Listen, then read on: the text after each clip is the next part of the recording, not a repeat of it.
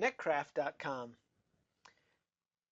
Look at that. They start out right away with the most reliable hosting company sites in July of 2009. So you have web.com, New York Internet, virtual internet. This is kind of scary. Are you kidding me? Web.com is the most reliable and they're using Windows 2000. Something seems a little fishy there, my friends, but we don't have time to look into that. So their services, they have the anti-phishing toolbar, your phishing site feed, audited by Netcraft, web application security testing.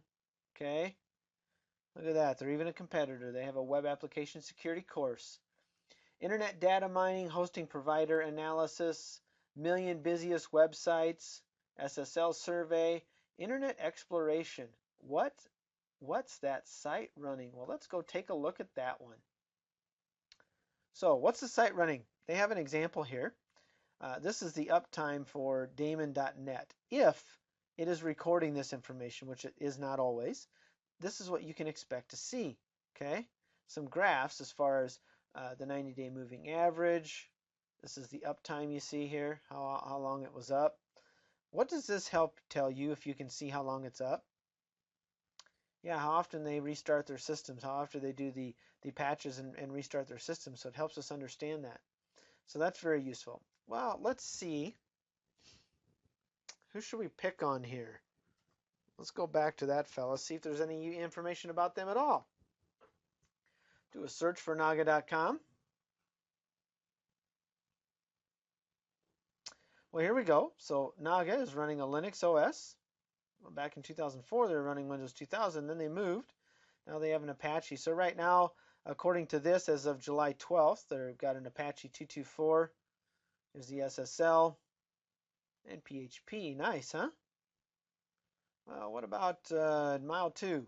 I haven't checked them out in a while.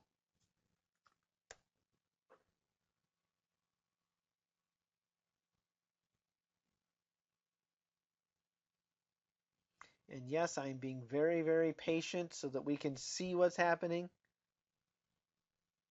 So here you go. Here's mile2. So boy, we got a lot of good information here, don't we? Ooh, you guys better be careful. And I don't believe there's any uptime for that. What about Microsoft? Do they have any uptime?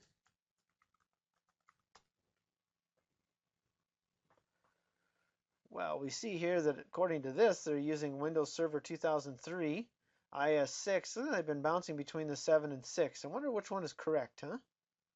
Here's your uptime for that. So you can see that, you know, their uptime's been pretty steady here, huh? Interesting. So, days since last reboot. Boom. So that's kind of nice, all right? Plotted values of Windows Server 2003, 90-day moving average. So it kind of gives you an idea of what is going on. Should we go to Microsoft's website and see if this is accurate? I'd be surprised, but you know, I've been wrong before. Didn't we look at them earlier and it told us down below that it was an IS7? Let's go find out.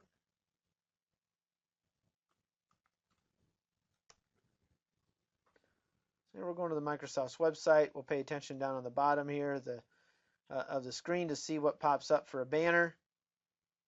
So in this case, they have Microsoft IS 7.5. That doesn't really fit a 2003 server, does it? Maybe this information hasn't been updated properly to handle the new IIS data. So that just kind of gives us an idea. Netcraft is very useful, but it is not always 100% accurate. You do need to do some other checks.